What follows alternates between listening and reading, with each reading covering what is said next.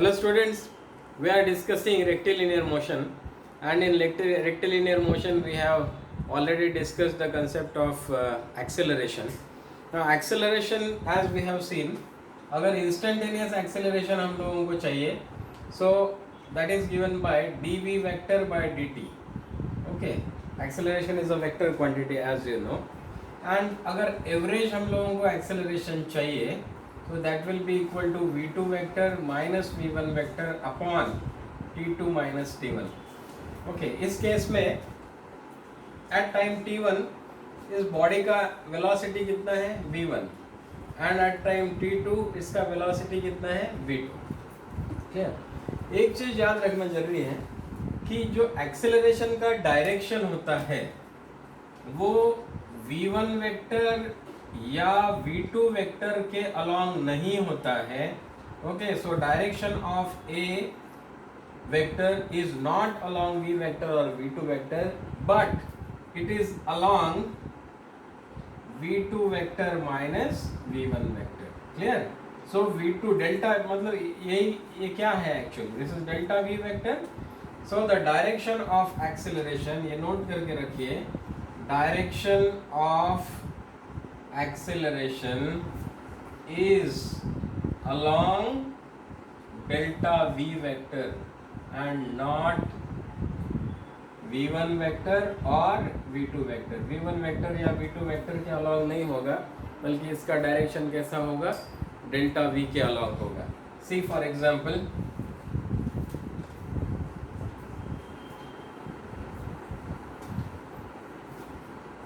Suppose एक particle है, a body is there, that body is moving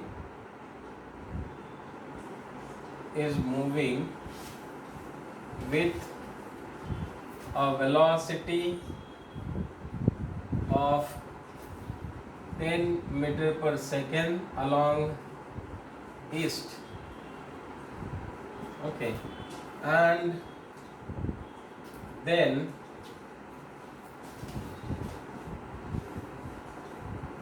after 5 seconds it is moving along north with a velocity of 10 meter per second. So what is the acceleration he is asking you? Now you see the velocity, the particle is moving along the eastern direction with the velocity of 10 meter per second. Then after 5 seconds we see it moving along north with the velocity of 10 meter per second. Okay, so this is your v2 vector, this is your v1 vector. Now we want to find out the acceleration. हम लोग जानते हैं कि acceleration determine करने के लिए हम लोग v2 vector minus v1 vector हमको चाहिए. क्लियर? अब ये तो हो गया हमारा v1 वेक्टर. अब v2 वेक्टर चाहिए तो क्या करेंगे, इसको इधर हम लोग जानते हैं कि इन दोनों के टेल्स मिलाना पड़ता है हम लोगों को. सो इसको इधर शिफ्ट करें. You know that vectors can be shifted without changing their direction. So this is your v2 vector. जब ऐसा करेंगे तो v2 vector v2 vector minus v1 vector find out करने के लिए हमको इन दोनों को जोड़ना होगा, दोनों हेड्स को, so that the head points in this direction. अगर ऐसा है तो ये क्या रिप्रेजेंट करता है, v2 vector minus v1 vector. Clear? So ये तो हमारा v2 vector minus v1 vector हो गया. अब हम लोग, मैंने ऑलरेडी एक बार बताया था कि जब दो वेक्टर्स का हम लोगों को डिफरेंस फाइंड आउट करना है, दो वेक्टर सेम है, तो इन दोनों के बीच का डिफरेंस कितना होता है, 2r sine of theta by 2. Okay, theta is the angle between them. अब इस केस में ये कितना हो जाएगा, 2r sine of 45, theta is 90 degrees, sine 45 is 1/√2. So ये क्या मिल जाएगा हम लोगों को, this will be equal to r√2. अब इस केस में ये v2 माइनस v1 वेक्टर का मैग्नीट्यूड मतलब ये लेंथ कितना हो जाएगा, r कितना है इस केस में 10 metre per second, this is also 10 metre per second, 10 root of 2। Clear? So ये तो हम लोगों को मिल गया magnitude of v2 vector minus v1 vector, this is equal to 10 root of 2। So therefore acceleration, average acceleration मिलेगा, acceleration will be equal to what, अगर हम लोगों को मैग्नीट्यूड चाहिए तो मैग्नीट्यूड करो a एवरेज। ओके, ये कितना हो जाएगा v2 minus v1 upon time, v2 minus v1 कितना है 10 रूट ऑफ 2 अपॉन टाइम कितना है 5 सेकेंड में वो चेंज हो रहा है। Okay, so now average acceleration will be 5 to the 2 root of 2 metre per second square. ये तो हमको मैग्नीट्यूड मिल गया। अब डायरेक्शन कैसे मिल जाएगा हम लोगों को, डायरेक्शन बहुत आसान है। See this is your v1 vector, this is your v2 vector. ये कितना है, अगर ये और ये इक्वल है तो ये दो एंगल्स भी इक्वल होने, अगर ये 90 है तो दे मस्ट बी 45 डिग्रीज। इसका मतलब this the resultant of v2 vector minus v1 vector is at 45 degrees to this one. Okay, अब मैं आपको बता चुका हूँ कि भाई वेक्टर्स को हम लोग शिफ्ट कर सकते हैं। सो इसको अगर यहाँ शिफ्ट करेंगे सो ये एंगल कितना होगा 45 degrees. Clear? This is the direction of your A vector. Understood?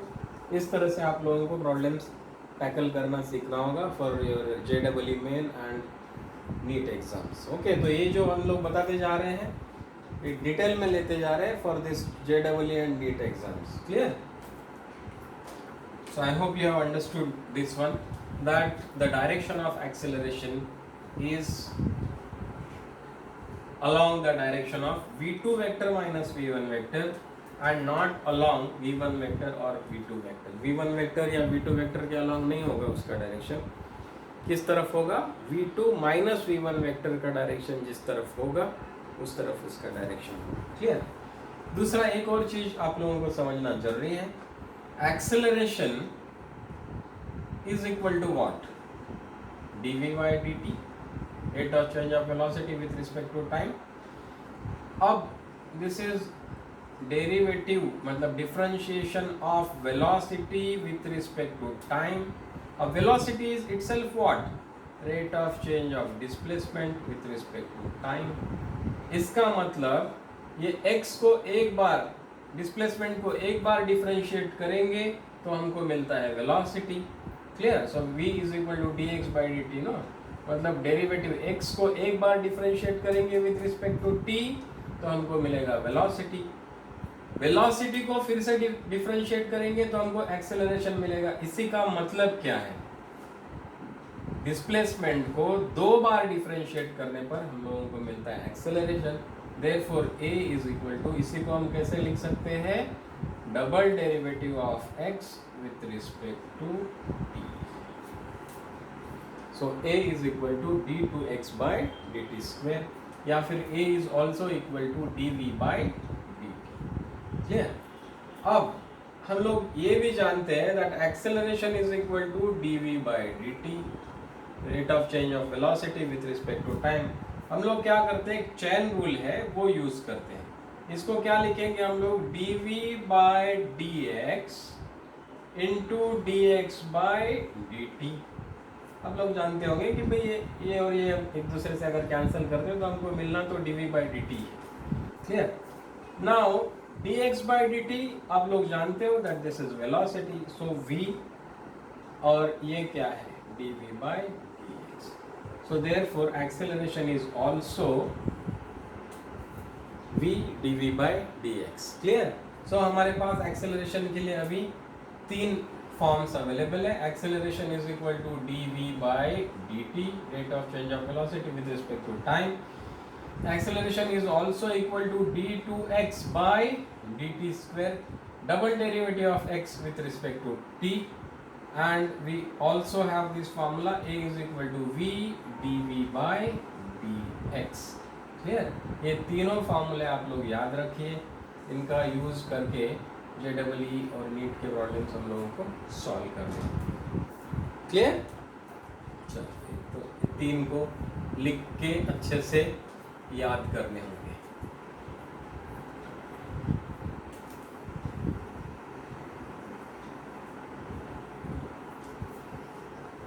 ना हम लोगों ने डिस्कस किया था एक्स टी ग्राफ। ओके, मतलब पोजीशन टाइम ग्राफ, टाइम के साथ साथ पोजीशन कैसा चेंज होता है उसको हम लोग ग्राफिकली रिप्रेजेंट कैसे कर सकते हैं, या फिर वी टी ग्राफ, मतलब वेलोसिटी जैसा जैसा चेंज हो रहा है वैसे, मतलब टाइम जैसा जैसा चेंज हो रहा है वैसे वेलोसिटी में क्या क्या चेंजेस हो रहे हैं इसको ग्राफिकली रिप्रेजेंट कर सकते हैं। क्लियर?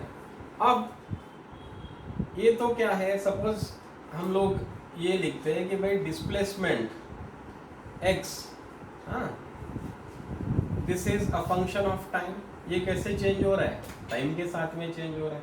सो इसलिए हम लोग बोलते हैं कि displacement is a function of time. Clear? अगर ये डिस्प्लेसमेंट को ही, हाँ, इसमें तो देखिए x is represented with respect to time. Clear? और दूसरा हो सकता है कि अगर टू डायमेंशनल मोशन है तो x भी चेंज होगा, y भी चेंज होगा। अगर पार्टिकल यहाँ है तो ये x है, ये y है। अगर पार्टिकल यहाँ है तो ये x है, ये y है। क्लियर? सो टाइम के साथ में x y दोनों चेंज हो रहे हैं ना। x कैसा चेंज हो रहा है? It's a function of t। y कैसा चेंज हो रहा है? Again it is changing with time t। तो x और y दोनों with respect to time are undergoing change. So x is also function of t, y is also function of t। अगर y को x के terms में express कर दिया जाए, क्लियर, मतलब अगर ऐसा हम लोगों को कोई इक्वेशन मिले जिसमें सिर्फ y और x ही हो, तो y एंड x ओनली, तो हम लोगों को क्या मिलेगा? It will give us the equation of trajectory और path of the particle. Clear? कि वो कैसा कैसा, जैसा मैंने अभी दिखाया था, ये यहाँ पे पहले, फिर यहाँ चला गया, फिर यहाँ चला, मतलब x, ये x है, ये y है, x और y के टर्म्स में अगर कोई इक्वेशन रहा तो सिंपली वो इक्वेशन हमको क्या देगा? It will give the trajectory of the body और of the particle. Equation having y and x only gives the trajectory। Trajectory मतलब क्या है? Path. Trajectory of the particle performing motion.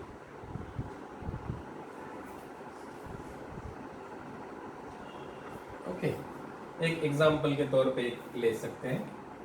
हाँ, ये नोट कर दीजिए। ये सब जो डिस्कस कर रहे हैं हम लोग, this is for your entrance exams. Okay, JEE NEET exams के लिए जो काम में आएगा वो हम लोग डिस्कस करेंगे। से फॉर एग्जाम्पल हम लोगों को दिया है that y is equal to sin of t। okay, y कैसा, y कोऑर्डिनेट कैसा चेंज हो रहा है? It's varying as this function sin of t।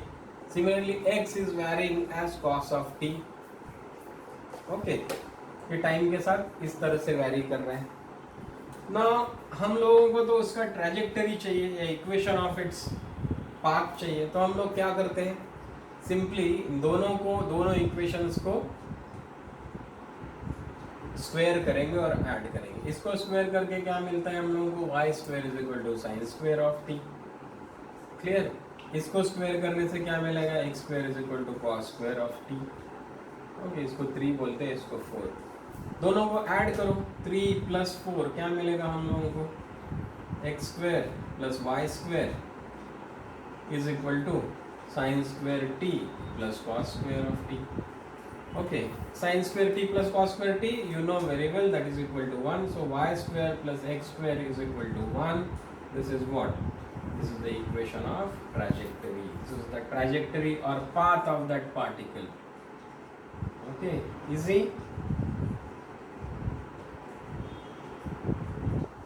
ये छोटी छोटी चीजें समझना जरूरी है to attempt the questions in the entrance exams। clear? अब चलो दूसरा एक एग्जांपल लेंगे जिसमें फिर y और x किसी और वेरिएबल, या तो टाइम या किसी और वेरिएबल के टर्म्स में दिया होगा और हमको इक्वेशन ऑफ ट्रैजेक्टरी चाहिए। से फॉर एग्जांपल हमारे पास ऐसा इक्वेशन है that x is equal to t square minus 4 and y is equal to t minus 1. Okay, now ये तो इक्वेशन ऑफ ट्रैजेक्टरी है नहीं। इस केस में x वैरी कैसा हो रहा है, टाइम के साथ वैरी हो रहा है, x is equal to t square minus 4, so x is a function of t। Similarly y कैसे वैरी हो रहा है, टाइम के साथ वैरी हो रहा है, y is equal to t minus 1, this is also function of t। लेकिन हम लोगों को तो इक्वेशन में x और y दोनों ही बस चाहिए, तो क्या करेंगे हम लोग ना, हम लोग जानते हैं from equation 2 y is equal to t minus 1, so therefore t is equal to what, y plus 1, इसको इधर शिफ्ट कर देंगे। क्लियर? सो देयरफॉर अब क्या करेंगे, t is equal to y plus 1 हम लोगों को पता चल गया है। अभी from equation 1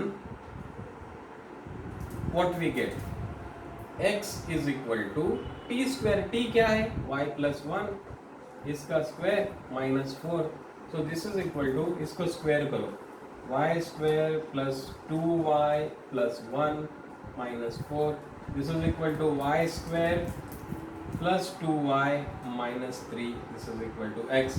so this is the equation of trajectory or trajectory of this particle. clear?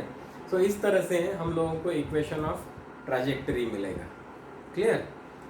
so आज हम लोगों ने ये डिस्कस किया है कि भाई इक्वेशन ऑफ ट्रैजेक्टरी या पाथ हम लोगों को कैसा मिलेगा। दूसरा हम लोगों ने ये देखा कि भाई एक्सेलरेशन को कैसे हम लोग एक्सप्रेस कर पाएंगे, acceleration a is equal to d v by d t, this is also equal to d two x by d t square, plus this is also equal to a is equal to v d v by d x, से हमको problem solve करने में काम में आएगा। Okay, फिर हमने ये डिस्कस किया कि भाई जो एक्सेलरेशन है उसका डायरेक्शन v1 या v2 वेक्टर के अलॉन्ग नहीं होगा, वो किसके अलॉन्ग होगा, v2 vector minus v1 vector के अलॉन्ग होगा।